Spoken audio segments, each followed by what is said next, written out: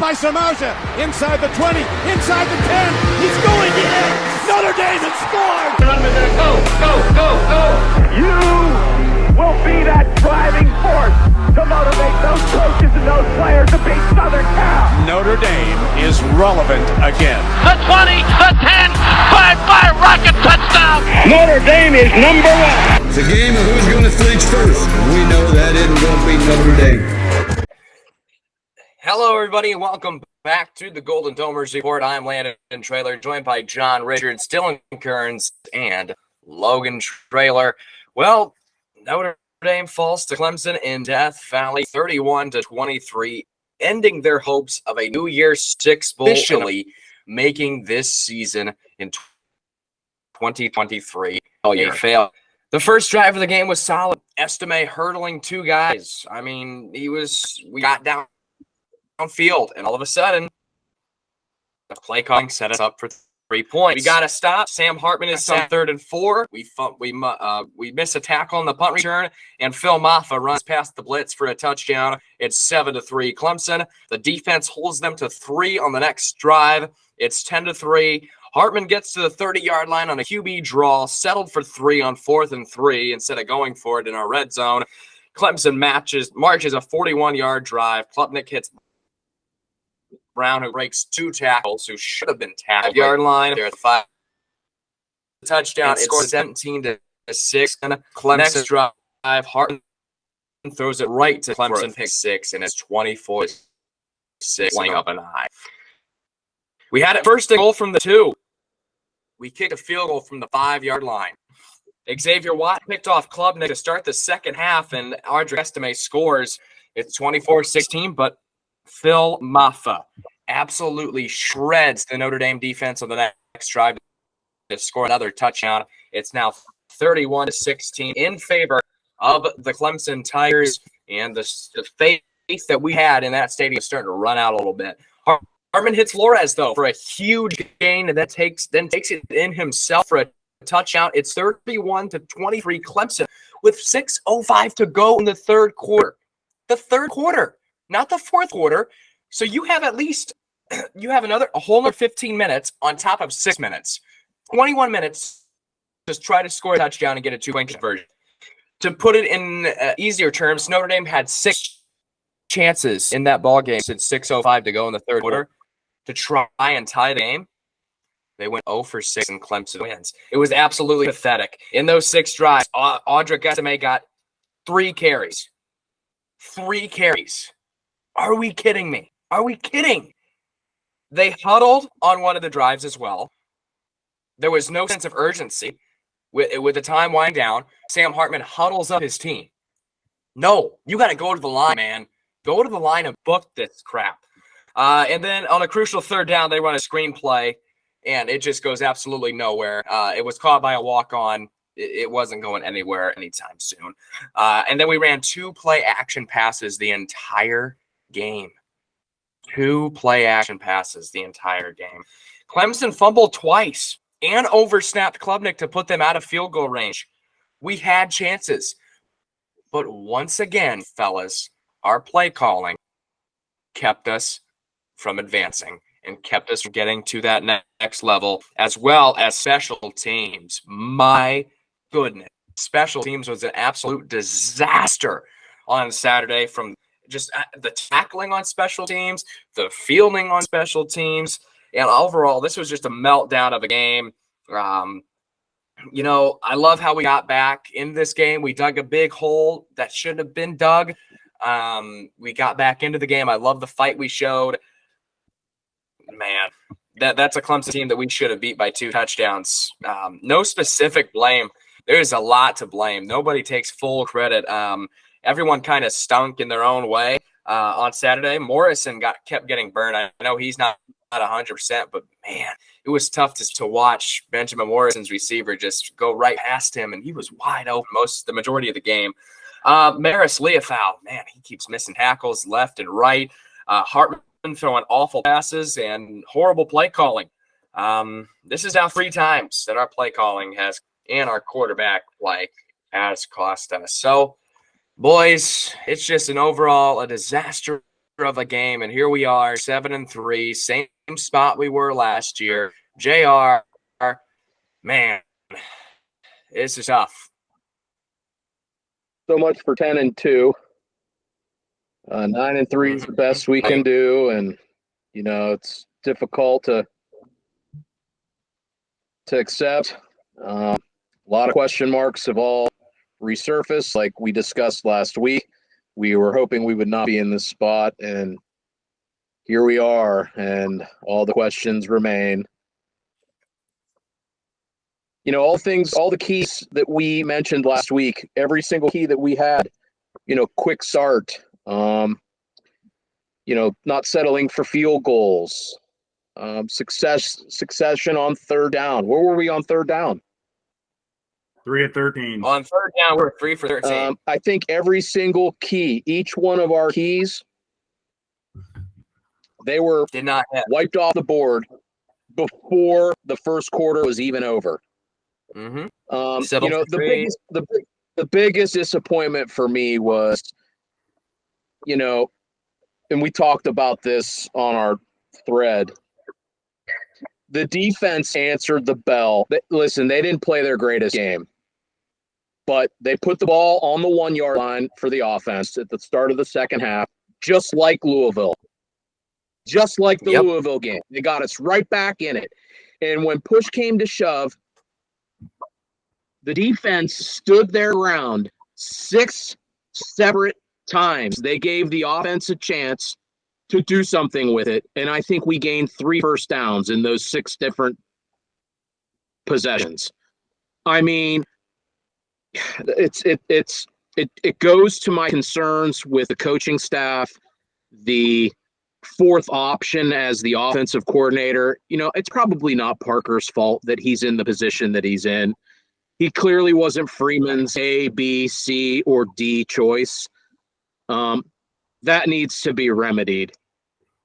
So, but all of those things that we talked about in those instances, in those spots, with the play calling, that takes a veteran, experienced head coach and offensive coordinator to be able to go to the bag and be like, this is what we're going to do. This is how we're going to do it. And for the life of me, I do not understand who took the vaccine to keep Estime off the field consistently. This, he comes in for 2 series, he runs out, and maybe I don't know everything that's going on with the young man, but for him to only have 3 carries in the second half after he was carving everybody up, that's coaching malpractice in those situations. I don't understand, the concepts. It's amateur hour. I'm going to stop at that. You're right. And we have inefficiency on the perimeter. We're limited at wide out, but I don't care. I see schools all around the country going 5 wide and being able to move the ball down the field all day on Saturday. So, I think it's probably a combination of a lot of things, but all these concerns that I had about Freeman and his ability to be able to build a staff, here we are. And is he bright enough? I think he is. And does he have the support of not only the administration, but the incoming guys who are coming in to support him and giving him support that he clearly needs as only a second-year head coach anywhere, let alone Notre Dame? Give the guy some help because he needs it. And unfortunately, a heck of a job. Golden has done an amazing job. The defense, if they check out the next 2 games, I wouldn't be surprised because they've done everything to keep the season in check, and they've put us in position to win every single game. And the offense has just really disappointed us all year long. Absolutely. Sam Hartman went 13 of 30 for 6 yards, 0 touchdowns for the second straight game, or the second game in 3 games. My apologies. 2 interceptions, 68 rush yards, and 1 touchdown. Audric Estime, 17 carries, 14 of them came in the first half, 87 yards. Chris Tyree fumbled a punt return and touched one that pinned us back deep in our own territory. Cade Klubnik was 13 of 26, 109 yards with a touchdown and 1 interception. Phil Maffa, 36 carries, 186 yards, and 2 touchdowns. That needs to be the stat line for Audric Estime that game. 36 carries, 186 yards, and 2 touchdowns. As JR and Logan mentioned, 3 for 13 on third downs. We outgained Clemson 329 to 285. We had 5 penalties for 40 yards. Clemson had 0. 3 turnovers for the Irish. Clemson had 2. The play of the game for me was Sam Hartman's touchdown run, kind of give us a spark there in the third quarter. The player of the game was Tyler from Spartanburg. Thanks, Tyler. You really screwed us. If you guys pay attention to the news, Tyler from Spartanburg got on Dabo Sweeney's radio show and ripped him a new one. So that's the player of the game for me is Tyler from Spartanburg. We'll move to Dylan here. Just all out. Man, I haven't been this disappointed in a while. This is more disappointing than Louisville to me, to be honest with you, Dylan. I don't really have a big game take. It's just another more of this crap that's been taking place. I have more of a bigger picture take. Looking at it, I mean, when you have storytelling, when you look at this specific thing, you do it in a sandwich. And each layer's got their own thing. You got your meat, you got your bun, you got your lettuce, whatever you want on your sandwich. But the best part of the sandwich is the meat. And right now, the meat for me, looking at this as an entire whole with the Notre Dame Fighting Irish, is there's a problem with the offense, and there has been for many years. I don't care, like you guys can rebuttal all you want. We've had some talented wideouts come through the room. We've had a ton of good running backs, phenomenal offensive line, and great tight ends. We struggle to find the damn quarterback every single year. We're excited about Sam Hartman. We think he's the guy. You can't do that at freaking Clemson. I'm sorry. A noon kickoff, you throw 2 picks and look like you make an ass of yourself. I'm tired of giving hope to these guys. I'm tired of every single year being like, here come the Irish. We're excited. This is their year. No, it's not. All right. Look at that wide receiver room and tell me someone that really stands out that's going to be a next level player. Every single wide receiver in that room right now will not be drafted in the National Football League. It's just a fact. You look up and down the roster. There's no talent on the outside. There's no talent at the quarterback position. And it's an every freaking year occurrence with this horse shit. I'm tired of it. I mean, it's getting ridiculous at this point. I said off the air before we went on. They're now entering the freaking line of where I was with my Jacksonville Jaguars a few years back, where you want to hype them up. You're excited for the year. You go public with some of these things, and you make an ass of yourself for believing in them. That's how I feel with the Irish. I'm a diehard fan. Of course I'm rooting for them. But my golly, I'm telling you, when you start looking at this as a whole, when it comes to setting expectations and going out there saying, here come the Irish, hey, you better go. I'm not taking any more heat because I'm not going public saying I believe in this team anymore. Until they show me otherwise, I'm freaking done going to bat for this football team until they go out there and play with some goddamn testicular fortitude. I'm sick and tired of it. There it is. There's no testicular fortitude with this team. Run the ball. It's your bread and butter if you have any. There it is. There. AC snapped. Dylan has snapped. Logan, we'll move to you. Finish us out here. How do you come back with that? How do you go after that? I don't disagree. Thank God we have the show, 48 hours away from. Thank God for that.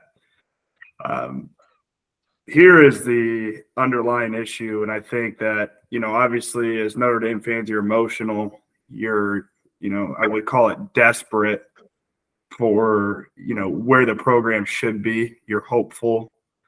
And it is disappointing. And to JR's point, I was thinking the same thing, regarding Parker. Like, for a first-year coordinator, what do you expect? But at some point, you expect him to develop and get better, and it's gotten worse. Granted, we've played tougher teams. Like, the offenses look great against, inferior opponents. Pitt, we put up 58 points. There's something to say about that, but we've struggled against Ohio State. To a certain extent, we put up the most yards that Ohio State has given up this year. So, most yards per play, stuff like that. So, there's some good things with this offense that could have been utilized Saturday. I just don't – I think the blame is to be on everybody. It's placed on everybody. It's placed on your seniors. It's placed on your upperclassmen, your coaches, your head coach. I would go as far as, saying your athletic director. Clemson's fired up. You had another opportunity where you couldn't finish it, and there's the underlying common theme and common problem that we have. We can't finish. In the fourth quarter, you couldn't get it done. Your offense could not get it done. Your defense gave up 21 points, but gave you multiple chances to put you in a spot where you could have won the game. So that's frustrating. I think, with the Sam Hartman, to kind of rebuttal that one from Dylan, I think we brought Sam in, obviously thinking that he could be a Heisman contender, that he could lead this group, that he could put us, that he could help us contend for the national championship. But I just don't think it was a good fit. It didn't work out. So, looking forward, I do say this season's a waste now. There's no success out of it. There's not a lot of good things. It's a bitter taste that I have in my mouth. And it's frustrating. It was frustrating to be there and watch. But, at the end of the day, I do think, good things take time. You're only as good as your assistants. And that's going to be Marcus's, biggest challenge this offseason is if he can, build a staff around him that can help them, contend and, reach that national championship level. Because you're going to lose – you're going to have to figure out your OC. Right now, Gerad Parker's our OC. Does he come back? We don't know. But, it's likely that we lose Golden, so he's going to have to do some work there.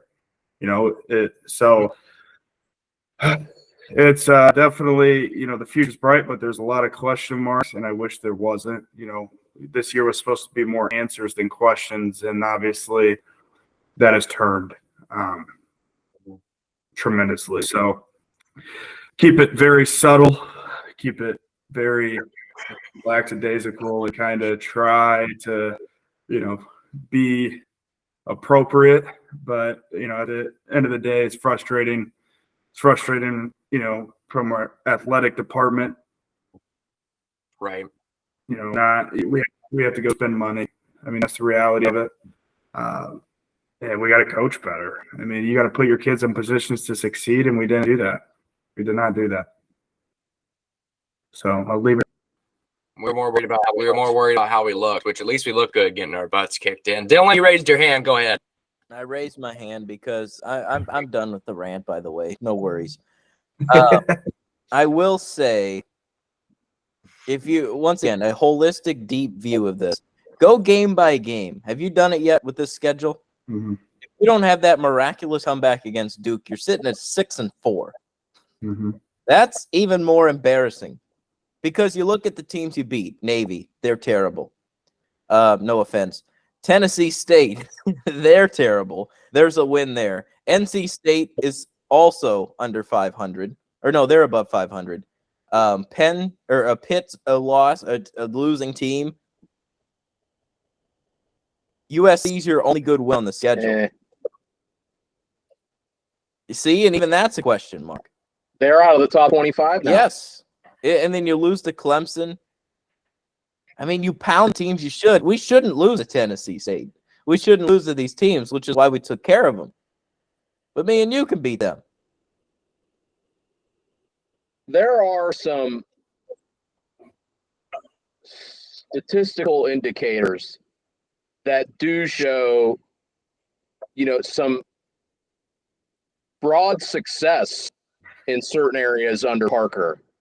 But again, like if you break it game by game in level of importance and like urgency in the biggest, brightest times, the offense has been completely non-existent. And spotlight. They were good against USC, but again, they were good in USC because of the complementary football that the other two units played.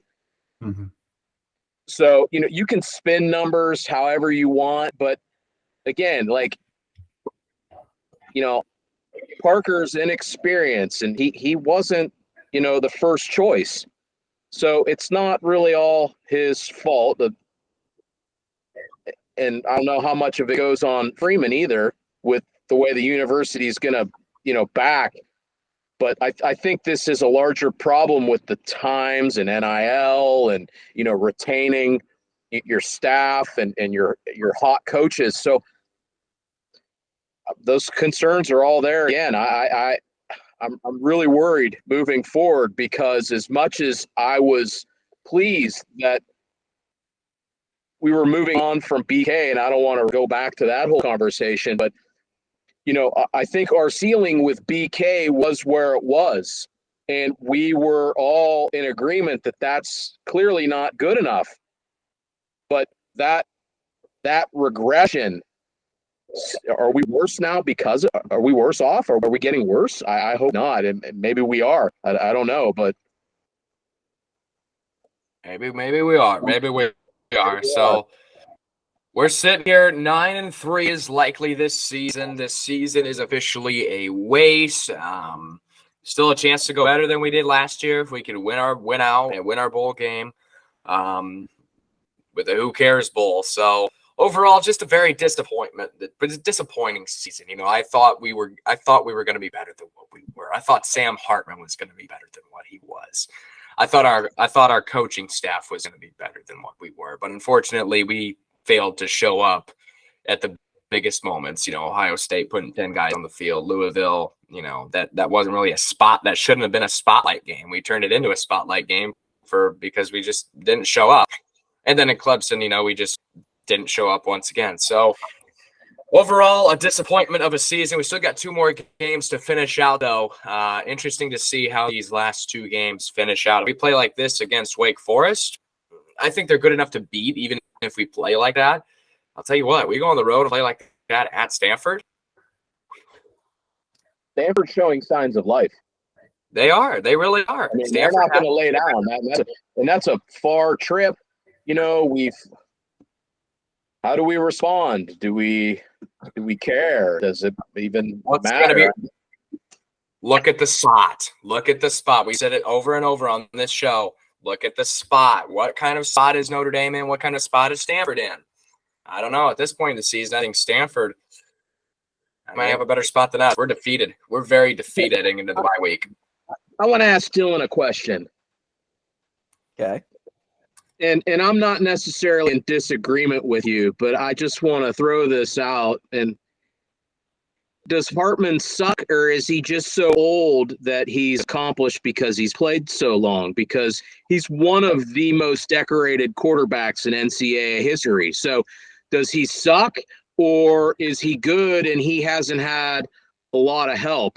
I personally, well, I'll let you answer that because I don't think the guy sucks. I maybe he's not what we had hoped, but he's clearly an upgrade over anything that we've had. But you pair him, and this is what was so odd with Reese leaving. You pair him with a guy like Parker. I guess he was looking at Notre Dame as a whole and not pairing with a first-time OC. But I don't know. What do you think of Hartman? Give me your true feelings on Sam Hartman's whole career, because he's okay. When you say decorated, do you mean like with rainbows? I'm not going to dip into that pool, but no, he's got a lot of statistical background to him. That's, he checks a lot of boxes in terms of NCAA history for top 10 quarterbacks. It just, in my opinion, it just did not work. Simply put, like he's got all these accolades. He's got great things that he's done at Wake Forest. He's beaten big teams in his careers. He wasn't, I mean, I don't know. It just didn't work. And I was on the train of believing, but then I saw him in action and I see what he's doing out there. And I'm not appalled. I'm not appalled by it. First few weeks, he's chucking it around against Navy. You're like, all right, this guy's legit. Then he plays a good team and you're like, what's going on? Like, he could have easily controlled. If he's got all these accolades, all this experience, he should be able to go down with that much time left against Ohio State and figure out a way to put up more than just the points we put up there. I mean, that's ridiculous. And then you move on to the other games. You shouldn't even be in these games. Why are you throwing 2 picks against the Clemson team? Why are you letting Louisville beat you? You should not let that happen. As a quarterback of that team with all these accolades and experience, that's what drives me the most nuts. You bring all that up. I agree that it's great to have, and I agree that it's got him to the position where he can succeed, but he's not succeeding in this situation. The other thing I want to say to the group is wide receiver was not a problem until after the Duke game when our guys were banged up. Not until midway through the year did everybody suddenly say, oh, we're thin at wide receiver. We don't have any playmakers on the edge. So is that a talent evaluation standpoint? Is that a guys in the room standpoint? Or is that a development and coaching problem? Because we got some big, tall, strong targets on the outside that have completely disappeared from the beginning of the year. And again, maybe we're not privy to all the information and the health records that are going on, but these weren't issues at NC State. They weren't problems against Navy, and in Ohio State, it was like, okay, we're facing, and maybe we're undervaluing our performance against teams like Clemson's defense and Ohio State's defense. I mean, those are legit NFL defenses on the other side. Yeah. So are we overreacting to all of this? Or we are who we are, which we're clearly going to a 3-loss team right now. So I'm not so in agreement that we just flat out suck on the outside and we just suck at quarterback. Hartman's got some limitations, but I see guys that are less skilled and less talented all day long on Saturdays doing things that we don't even attempt to do because we're so basic in our schemes and in our approach that, and that's the other thing that mind boggles me. On a day where your quarterback doesn't have it, turn around and give the ball off to your best player. That's pretty simple to do, but I don't know. Like middle of the year, nobody was saying we were thin at wide receiver. Now all of a sudden we got to go hit the portal and bring in, a whole new wide receiver group. But suddenly, and maybe it's true because suddenly our best receiver is a walk-on lacrosse player. So I don't know, but halfway through the year, it wasn't an issue. Now it's an issue. Is that an issue because of the guys in the room, or is it an issue because of the guys that are coaching them in the room? Like Stuckey. We're Stuckey. Everybody thought he was great. All of a sudden, we suck there. Our best receivers in the past have always been multi-sport athletes. Look at Torrey Hunter and Cole Kmet, but go ahead.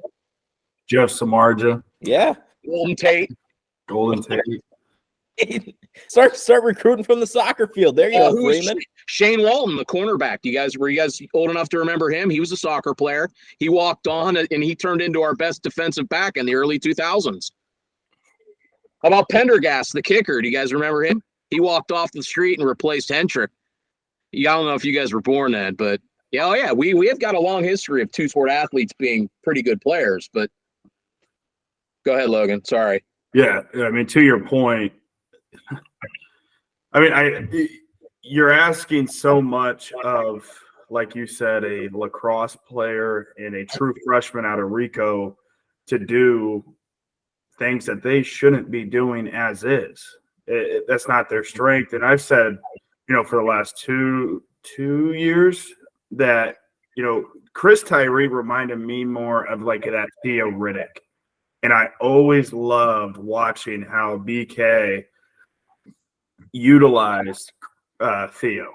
They were handed off to him. They would run screens to him. They'd get him open, get him in open field, use his strengths to his advantage. And I mean, Theo got drafted because of it and ended up, having a good couple of years in the NFL. But, that's where you have the guys. And you can't tell me Jaden Greathouse, Tobias Merriweather, Deion Colsey just came in and just are terrible. I think we had this conversation, when we lost to Louisville. Like that's lazy to say. And, back to my point, you got to put your kids in a position to succeed. And we don't do that. We don't run RPOs. Like we ran a lot of small routes Saturday, but it's just you're running them to the wrong guy. You're putting them in the wrong position. Why? I did they try to run a couple screens. I think they found Faison on one, and it worked well. So it's just like the little stuff. It's like it's simplified, but it's simplified to the point that it's like I'm playing Landon and Madden. Like I know what he's going to run. Like I'm seeing his screen. We're playing split screen. I'm seeing there's 3 plays that he's going to run, and I'm just going to guess one of them. Like Michigan style. So it's like every third down Saturday, you knew like Notre Dame's not going to run this. Like if the first down run didn't work, if we got 1-2 yards, we're passing it on second and third with no play action. No play action. And Mitchell being out. Like, I'm not going to use that excuse because Clemson didn't get brought up. 10, 11 starters out. They're arguably their best player and Shipley out. Offensive lineman out. And their defense was banged up. Their best corner was banged up. Their best defensive lineman was banged up. And they still just rattled a 6-year guy or 5-year guy. So that's my issue is it's just way too simplified and it's predictable. It's dry. It's stale. I mean, there's some colorful words I would like to use to describe it, but can't. But that's the reality of it. So zero creativity. Zero creativity. In my opinion, you go into next year, no one has a spot. Like, I don't care if you're a senior, I don't care if you're a junior. Like, no one has a spot because there's guys coming in that we'll know next year when we get guys coming in. Are the kids the problem or is our coaching the problem? Is Stuckey a problem? Is Parker a problem?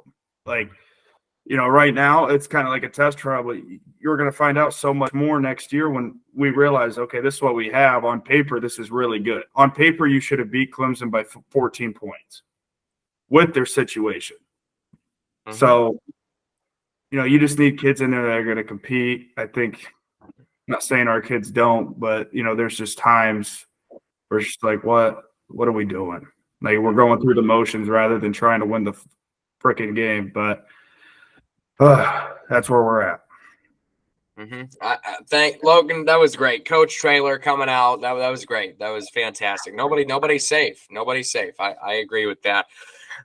Moving along here because I don't want to talk about this much longer. I'm starting to get angry over here and more sad over here at Ball State University. So Ohio State wins a sloppy one at Rutgers. I don't know if you guys caught this one, but they looked awful against Rutgers until the fourth quarter. They blew them out 35-16, I want to say was the final score. They didn't look good at all, Dylan. No, they didn't. And that's been a theme. If you remember back to the Maryland game as well for Ohio State, they kind of start slow. Yeah, they had a big fourth quarter. They're a late team. And to me, that's something they had 3 people guarding Marvin Harrison Jr. He only had 26 yards in that game, but he had 2 touchdowns and they won. So, I mean, teams are trying to eliminate the best players there. They lost Mayan Williams, their power back for a little bit. He's out for the year, but actually Ryan Day said he had a procedure and there's nothing long-term. So who knows what goes on with him. But Travion Henderson's good. Chip Trainum's good. They got a talent. Yeah, they have talent. They have talent. I still don't think they're the best team in the nation right now. I think that one was a little generous, but they definitely have the wins, and I think they're going to beat Michigan this year. Well, they have the best resume, and I think the committee was looking at resume a little too much over talent because I think Georgia or Michigan is the best team in the country. Ohio State has the best resume in the country. You beat Notre Dame in that atmosphere. You beat Penn State. Penn State at home in a tight game. They have the best resume. Georgia edges out Missouri. Before we blew a tire on I-75 on the way home from Clemson, we were listening to the Georgia-Missouri game now. And so Georgia, they look solid, 30-21. That Missouri team, they don't get enough credit. They are a good football team, JR. I like this Missouri team. They might be competing here for NY6 Bowl in a few weeks, to be honest with you. I really like their coach. Yeah, I do too. I really like their coach as well. Florida State. What'd you say, Logan? I like ours, unfortunately. Yeah. Logan. Well, yeah, okay. Florida State. They had Pitt at home. Yeah, man. They beat them 24-7. Okay. Look, Florida State's a good football team. Okay, they deserve to be in the top 5. Week by week, guys, they have gone this way instead of this way, where the other 4 teams in the college football playoff race have kind of gone this way. Florida State and Washington are the 2 teams who have really started to fall down a little bit. So watch out for these 2 moving forward. Might be a little bit of a letdown, especially this week when Washington plays Utah. We'll get to that in a minute.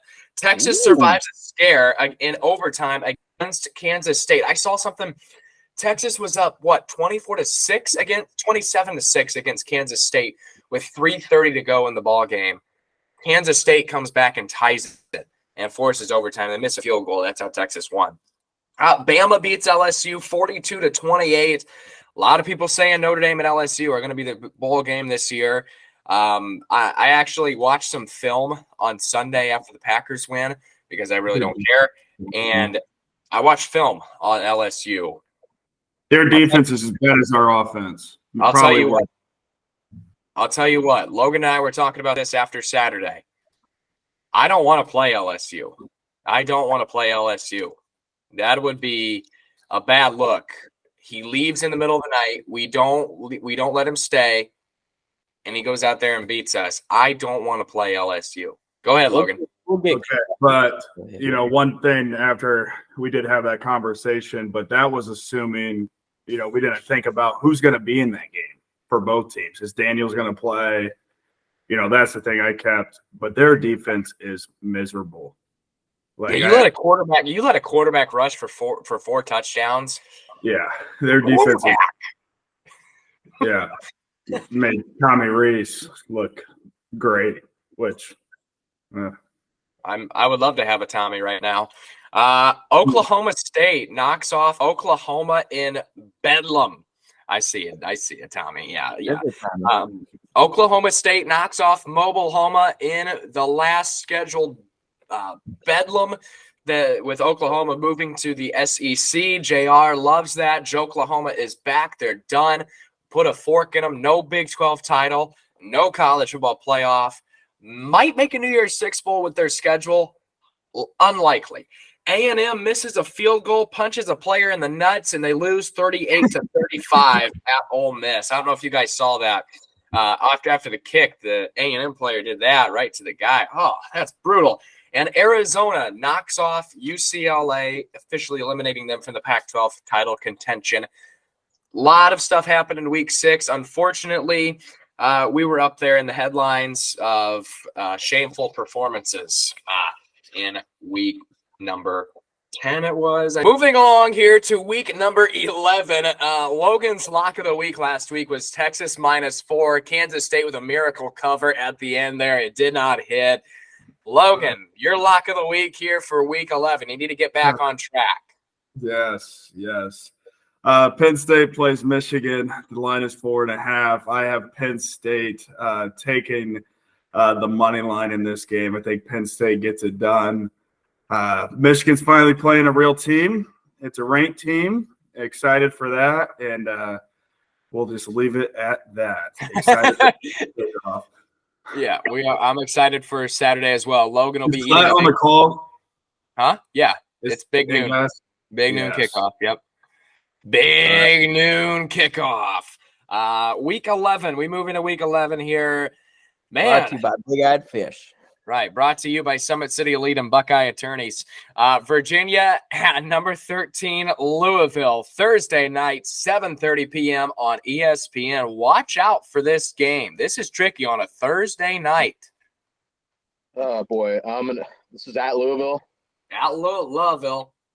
Give me Louisville at home Thursday night. Thursday night Magic at home. Give me Brom and company. It's a Louisville lock for me. You know, this is weird. I can't believe ESPN is going to try to compete with Thursday night football on Thursday, obviously, with the NFL, you know. Bears and Carolina. Bears and Carolina. No one's watching. All right, but still, you know, you don't usually see Thursday night college football on TV. But I'm rolling with Louisville in this one as well at home. I think the line is Louisville minus 20. I think Virginia covers. Landon, I want to say, I think Virginia-Louisville will get more viewership than the Bears and Panthers. I disagree because there's a lot more diehard Bears fans like my brother and my grandpa who will watch that game. That's true. They're a big market team. Even though they suck, they'll watch. But one's on ESPN, one's on a streaming platform. I think that Louisville's will draw more. I'll try to get some insight and get some numbers so I can bring it back next week. But we'll see. Please do. I want to know this because Logan and my grandpa, they're big Bears fans. I know they'll be watching over Louisville and Virginia, and a lot of Bears fans are the same way. Did Browns play Sunday? Browns got the Ravens. Browns versus Browns on Sunday. Interesting. Oh God. I guess I'll hold till we pick that game. Number 3, Michigan at number 11, Penn State, 12 p.m. on Fox. We're into Saturday slate, by the way, JR. And here we are. I personally, after that rant, I would love for Harbaugh to be head coach of the Bears with Caleb Williams as their quarterback. Or McCarthy. Yeah. McCarthy. I am a Fields fan. I just don't think he's ever gotten – a good coach. I'll save my next take for when does USC play? I'm going to on my whole Caleb Williams theory. I am going to go. I'm up a game now, am I not? You are up a game on Logan.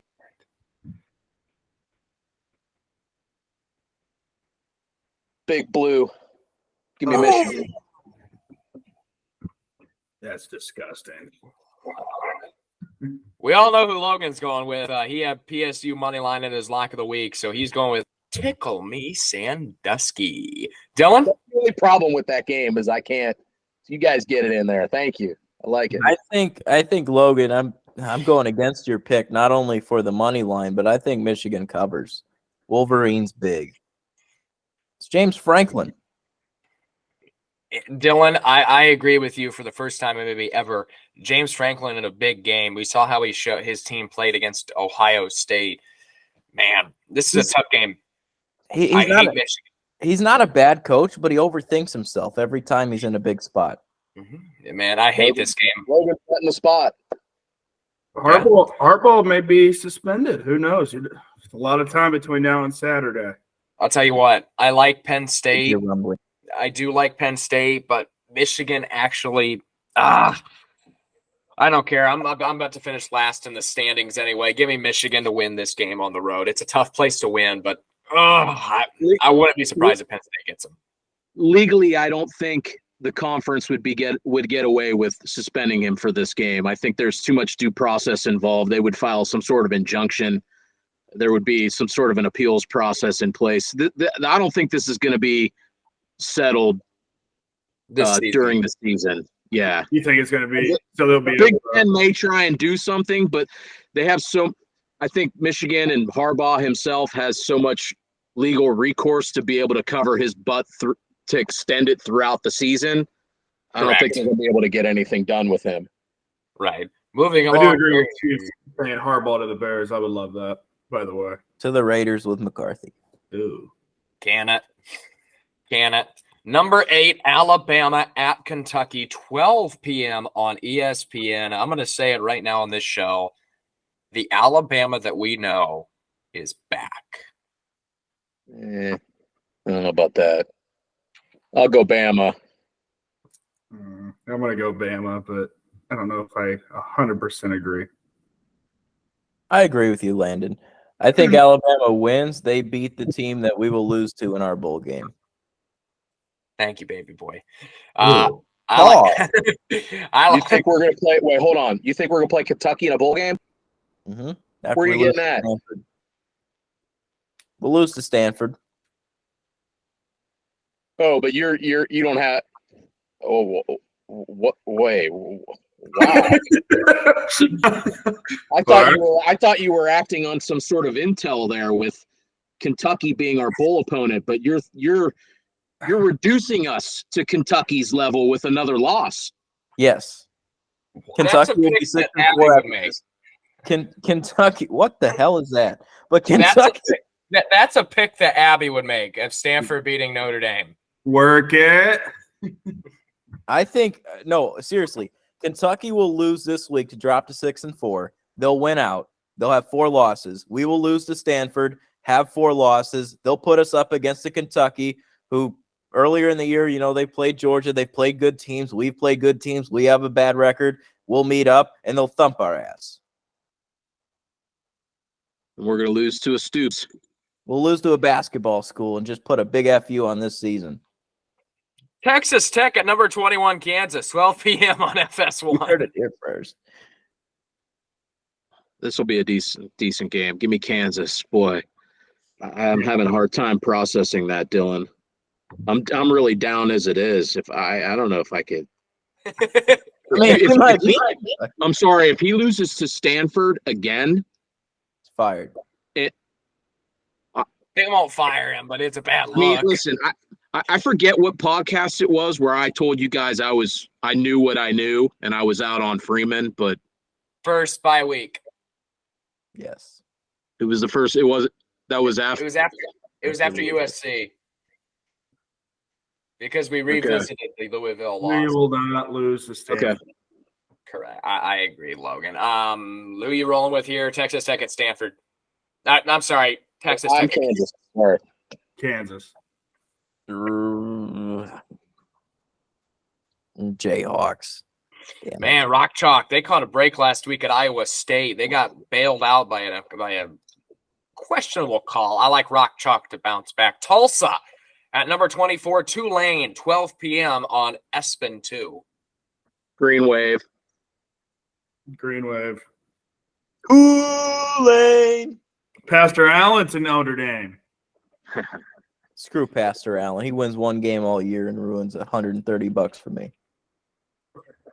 Why would you take Wisconsin? Look at the spot they were in. Come on. That's what our intern told me. Well, there you go. You're listening to an intern. He told me the same thing you did. Never according picked to your picks, I'm a game ahead.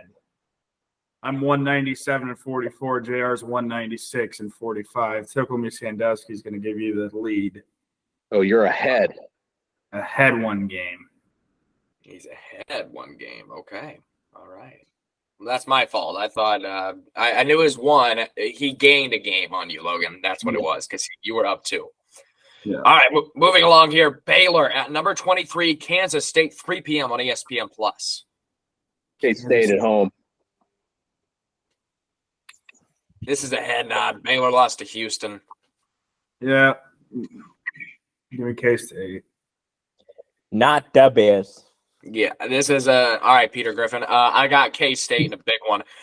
Miami at number 4, Florida State, 3:30 on ABC. Man, I would love Joe Tessitore to be calling this game. This is going to be a fireworks game. I don't know who the call is, but this is going to be a good game. What are you doing over there with the double capper? Yeah, you just noticed that? Yeah. It's my new thing for the picks. Free shoe you. Letting everybody know where I stand. Appreciate you. Knowing you landed, it's going to be Sean McDonough here in beautiful Tallahassee, Florida. And it's going to be Florida State winning this one with a score of 17 points. They're going to win by 17. Yeah, in beautiful Tallahassee, Florida. The Florida State Seminoles and the Miami Hurricanes.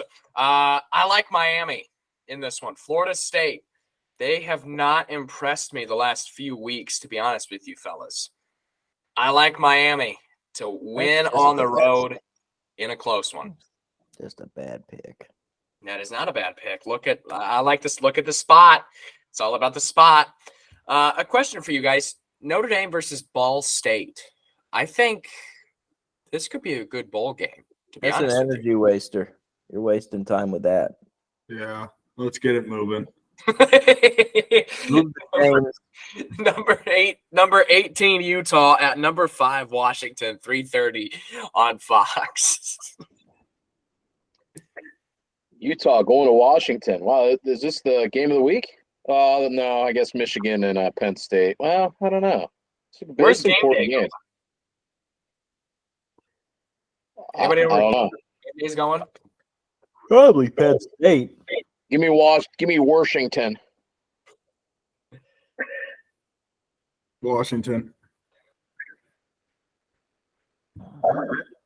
Utah's a different team on the road. I'll go with the Huskies. Yeah, I like Washington to this one. You're right, Dylan. On the road, even at home, they got blown the crap out. That's their one loss in like 50 years, it seems like. So, and it was a bad loss. So I like Washington in this game at home. It's going to be a good game. Game day is going to Ole Miss, Georgia, by the way. Number 17, Tennessee at number 12, Missouri, 3:30. It's going to be a good game. Tennessee at Mizzou, and Mizzou's coming off Georgia. Tennessee's favored by 1 on the road. And Tennessee's coming off a UConn and a bye the week before that. Give me Tennessee.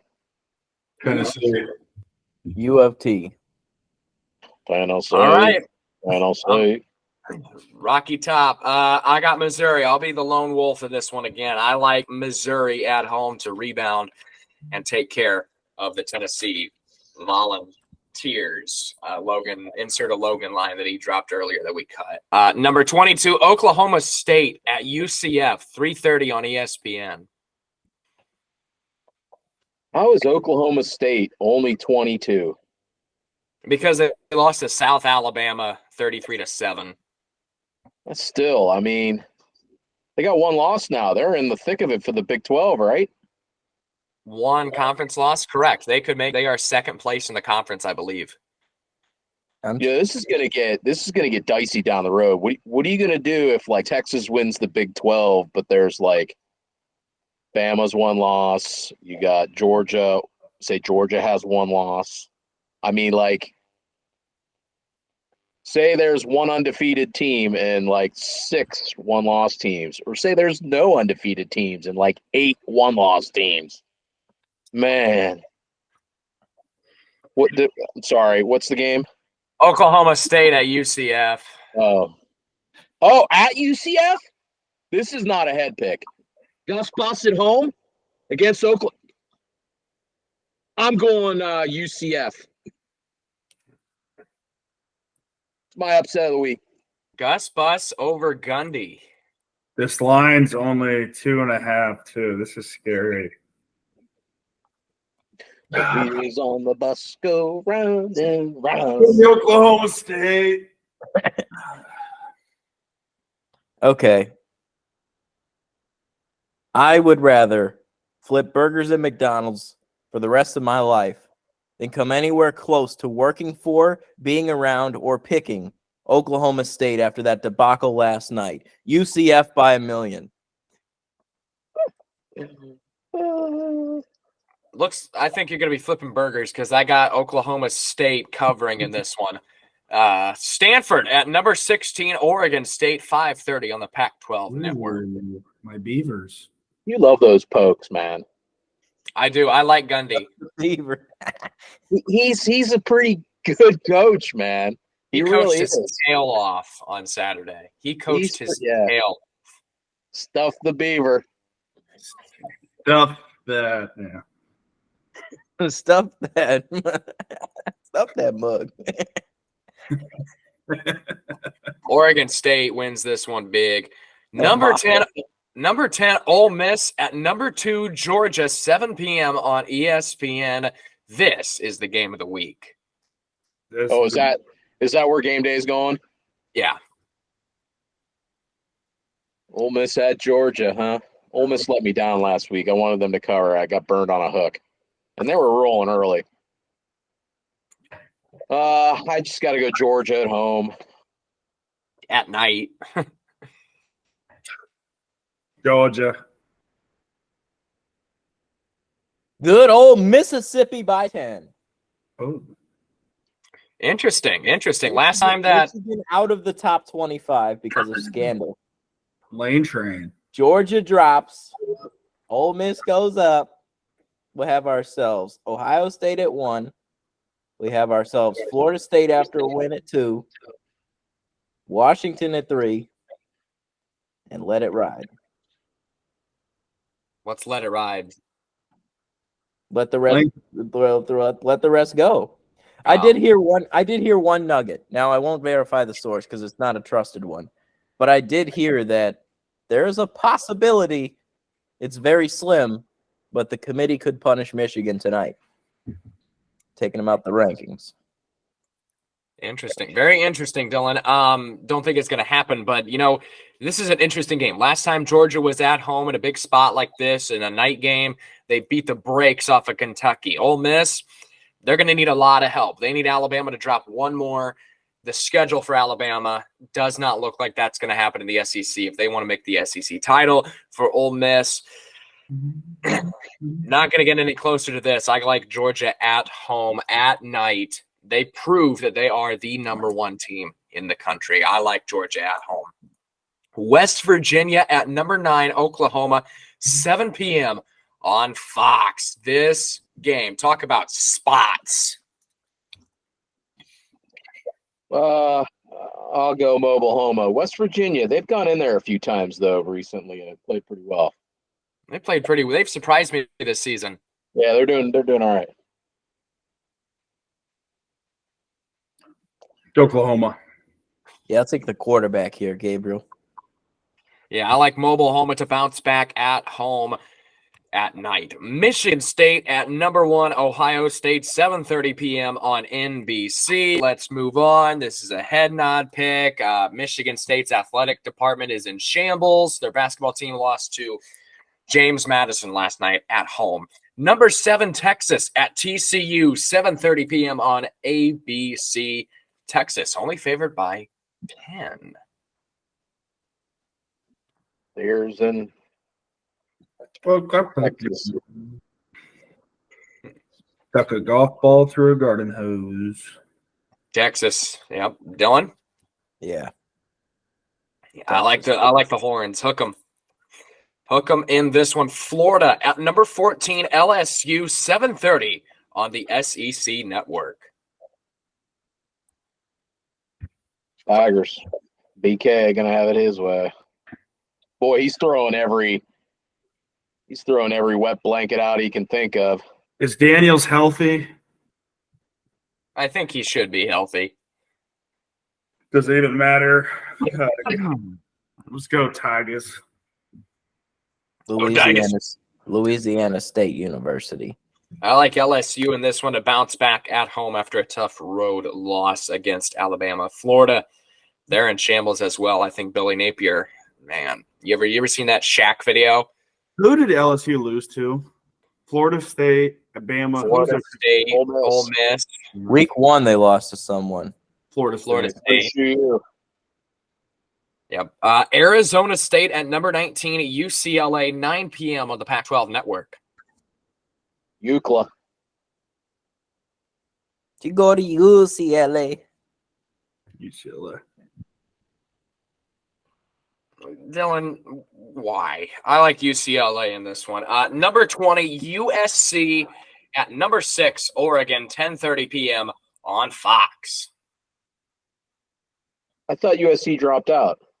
They were still ranked in the AP poll, it looked like. They're 20th right now.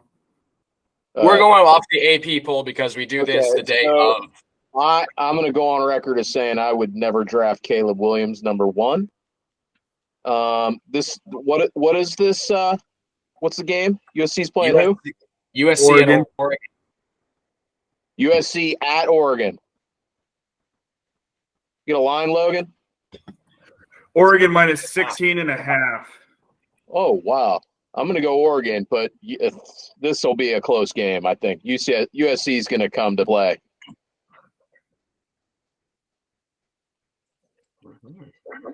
Interesting. Logan? Give me Oregon. Dylan?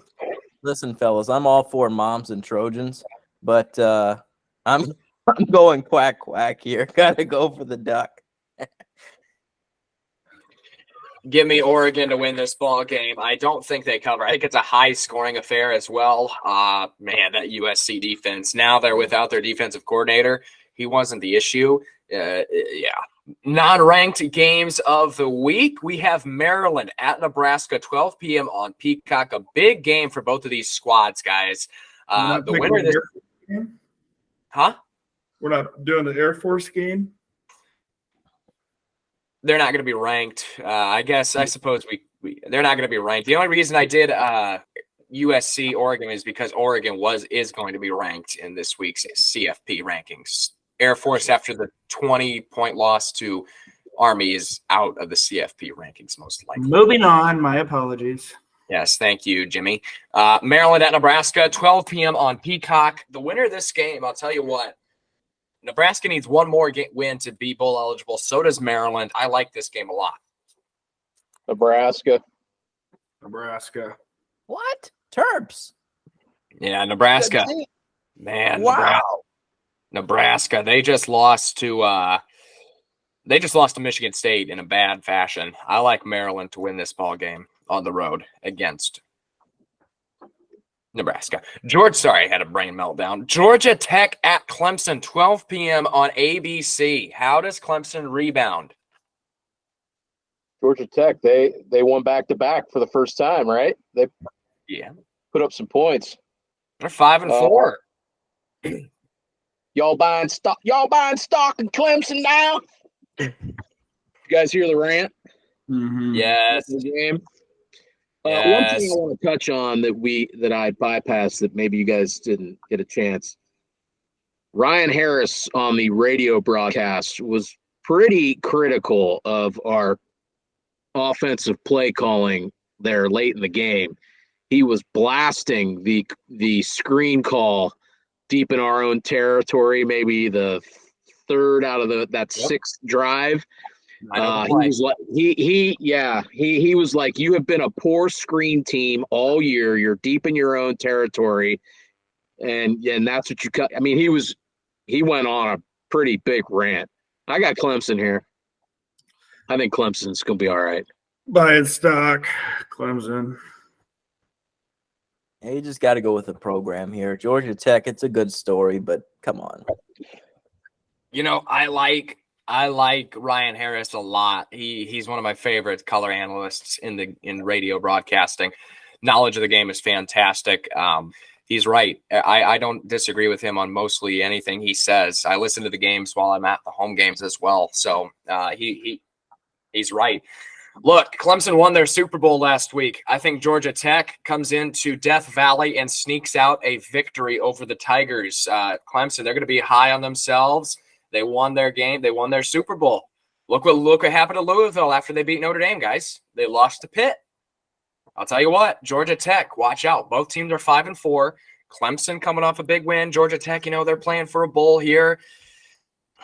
That game, Clemson didn't really play that well against Notre Dame. It was Notre Dame beating themselves for the most part, I mean, let's be honest with ourselves. Clemson turned the ball over twice when they had a chance to win the game by more than 8 points.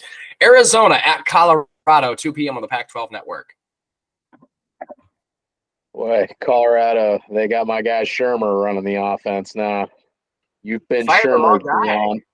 You've been Shermered, Dion. Boy, Arizona, They're going to be ranked. They're going to be ranked in the CFP.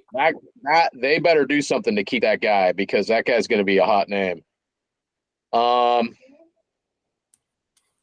Give me Arizona. Your boys won't like that.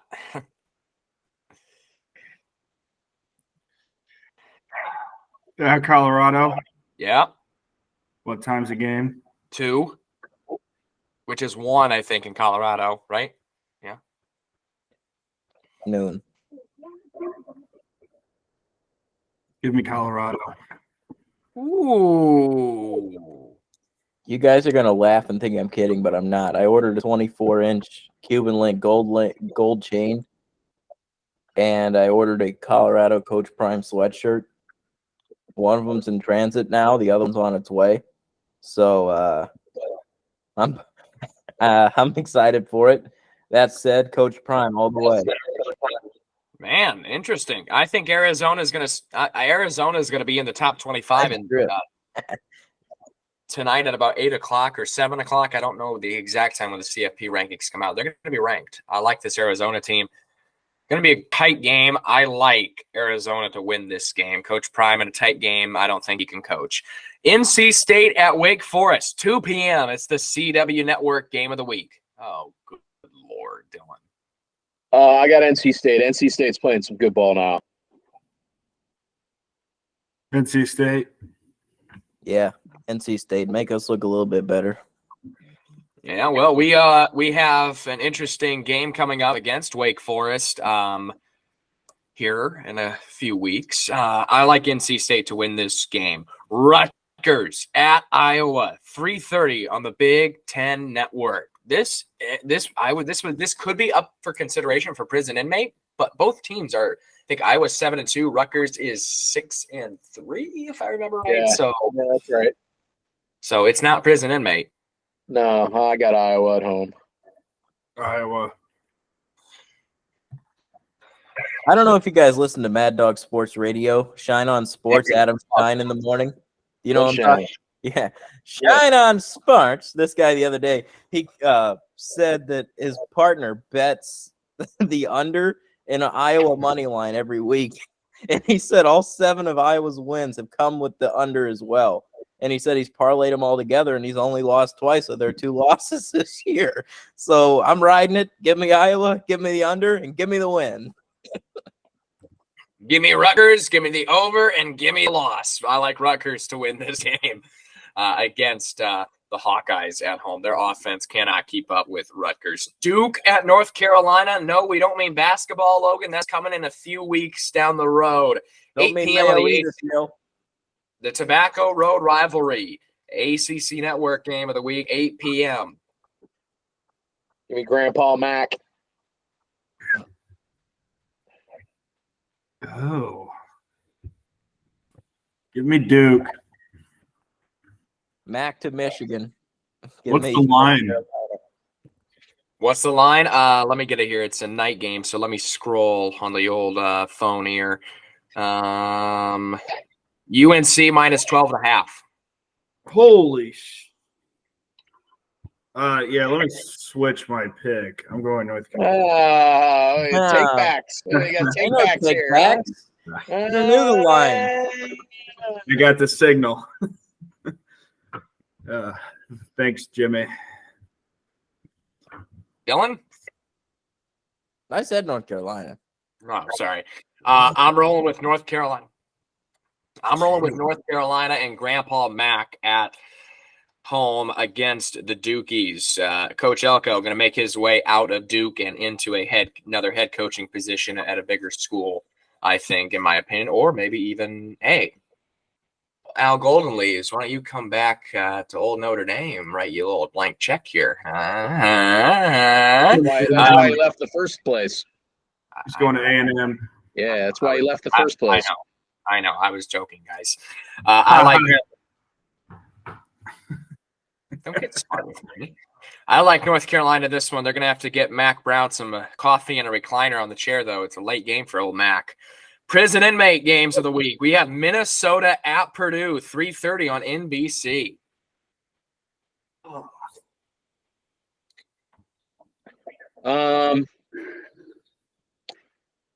Boy, it's a pretty good selection for This is bad. Minnesota at Purdue. Yeah.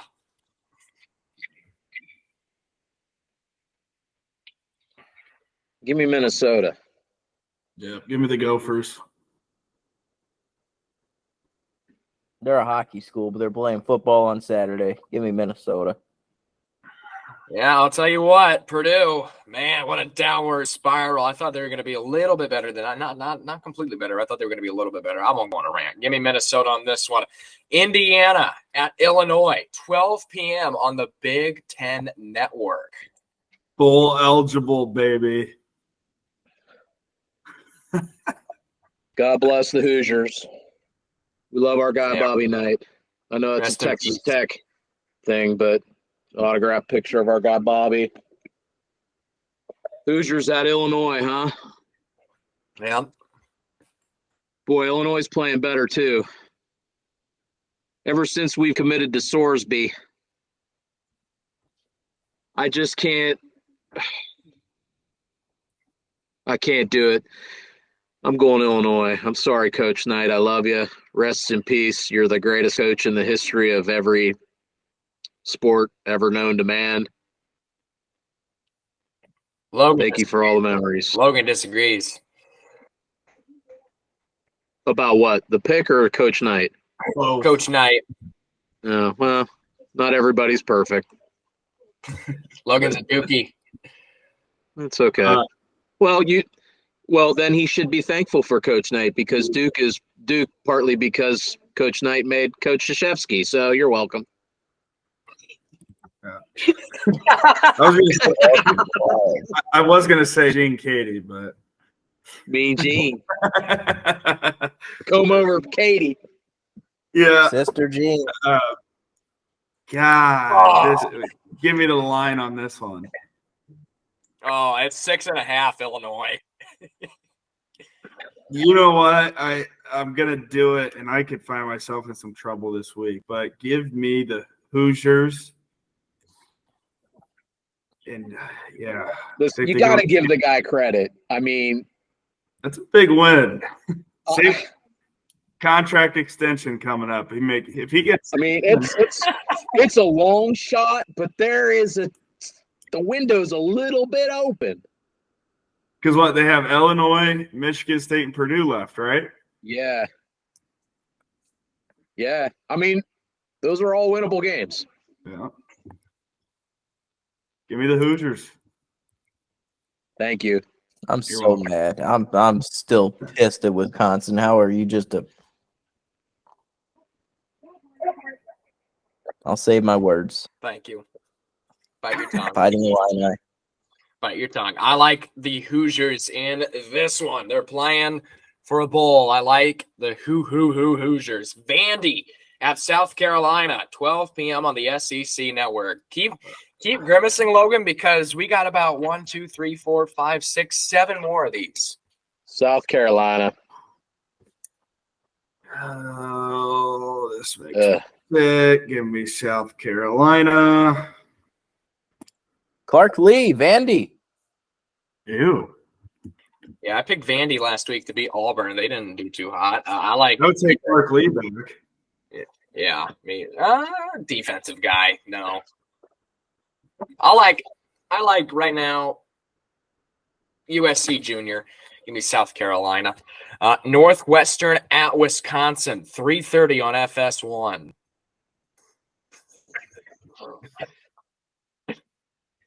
This is sick. Just wait. Say it again. Northwestern at Wisconsin. Wisconsin. The Badges. Give me the cheese curds. I like Wisconsin at home in this one. Bounce back. Fickle should be fired after anybody who loses to Tom Allen should be fired within the next week. Pitt at Syracuse, 3:30 on the ACC Network. You got a knack for this, man. I'm just going to take the home team. I'll take Syracuse. Yep, Syracuse. I got to pee. Orange in a dome. There goes Logan. He's had enough. He's gonna go vomit after these picks. I like Pitt in this one to win on the road. Syracuse, they started off 4-0. Since then, I think they're 0-5 or something like that. Give me Pitt. Auburn at Arkansas, 4 p.m. on the SEC Network. Both teams coming off of wins. Arkansas with a dramatic win over Florida last week. Yeah, Arkansas. Give that guy credit too. He's still got his kids playing hard. He looks like he's dead man walking. Mm-hmm. Arkansas and who? Auburn. Oh God. It's at Auburn? Arkansas. Man.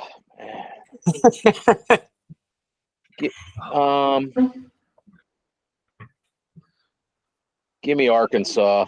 Oh God. Ugh. Auburn and Arkansas, Logan. Oh God. Everyone of them were like, oh God. Arkansas. Didn't they just beat Florida? Yeah. Yep. At Florida. They ain't got no Bo Nix. They ain't no good. We'll take Arkansas. I like Auburn on the road. I think Arkansas lays an egg after a big win. Washington State, man, they really turned out to be a disappointment. They fizzled out big time. I think they are under 500 now. At California, 4 p.m. on ESPN2. Cal. Wazoo. I like Wazoo to win. Cincinnati at Houston. 7 p.m. Fox Sport 1. Planet Houston? What's the line on this? The line on this game, it's a night game. Prime time, baby. 7 p.m. Looking. That's 4 p.m., Landon. Houston -2. Cincinnati's since he's 2-7, Houston is 4-5. JR. Since he's 4-5. Since he's 2-7, Houston's 4-5. Going Houston. What is he doing over there? He's hanging his bobblehead. I hung him. This is death by hanging. Give me Houston. I went Planet Houston.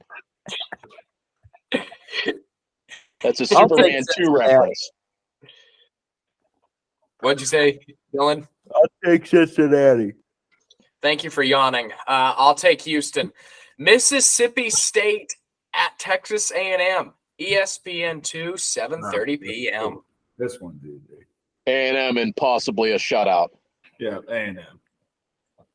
Agricultural and whatever the M stands for. Mechanical. Military. Easy. Military, isn't it? No, it's mechanical. I thought it's military. Texas agriculture. They're farmers and military men. Yeah. Whatever it is, give me A&M. Iowa State at Agriculture and MILFs. That's what Johnny went there. He was disappointed. Speaking of that, Iowa State at BYU, 10:15 p.m. on ESPN. State at BYU. What's the line on this one, Lando? ISU -6.5. God, where does BYU get these schedules? Well, they're in the Big 12.